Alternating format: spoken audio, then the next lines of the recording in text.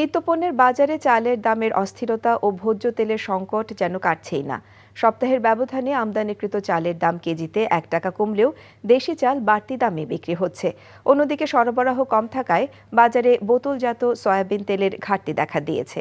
এদিকে ব্রয়লার মুরগির দাম কিছুটা বাড়লেও আলু, পেঁয়াজ সহ অন্যান্য সবজির দাম কমেছে। আরাফাত ইসলামের রিপোর্ট।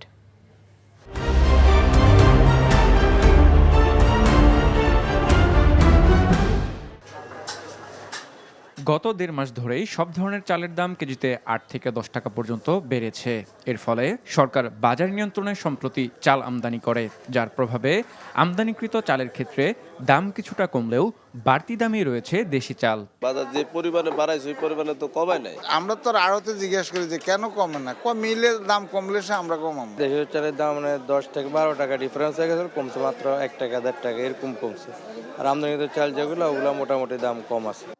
দাম না কমায় চাল কিনতে বাড়তি টাকা গুনতে হচ্ছে ক্রেতাদের। চাল প্রতি মাসেই ১০০ করে বাড়তেছে, যেটাই নেই বলে যে ওইটা কমছে এটা বাড়ছে, কিন্তু ওরকম না, সবই বাড়তেছে। চালের দামটা মনে হয় কমিয়ে আনলে আমাদের জন্য সবার জন্য উপকার হয়। সিন্ডিকেটটা যদি না ভাঙে তাহলে আমাদের মতো গরিব মানুষের জন্য অনেক কষ্টকর হয়ে দাঁড়ায়। অন্যদিকে বেশ কয়েকদিন ধরেই বাজারে সরবরাহ কম থাকায় বোতলজাত সয়াবিন তেলের সংকট বিরাজ করছে। শর্ত সাপেক্ষে তেল বিক্রি করতে গিয়ে বিপাকে পড়ছেন বিক্রেতারাও। আমরা শুনতেছি তেলের দাম বাড়বে, কিন্তু কতটুকু বাড়বে বা কবে বাড়বে বা মার্কেটে কবে দিবে সেটাও আমরা এখনো জানতেছি না।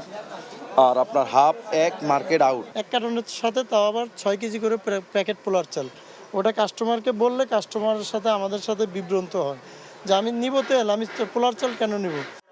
গেল সপ্তাহের তুলনায় আলু ও পেঁয়াজের দাম কেজিতে ৫ টাকা করে কমেছে। তবে সপ্তাহের ব্যবধানে ব্রয়লার মুরগির দাম কেজিতে ১০ টাকা বেড়ে ২০০ টাকা ও সোনালী মুরগি কিছুটা কমে ৩০০ টাকায় বিক্রি হচ্ছে।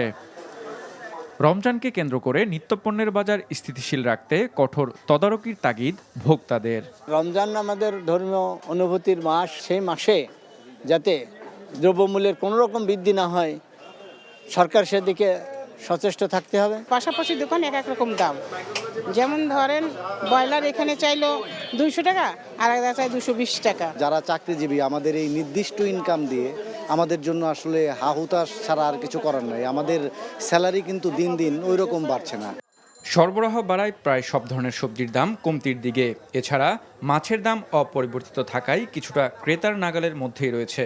আরাফাত ইসলাম, এনটিভি নিউজ, ঢাকা।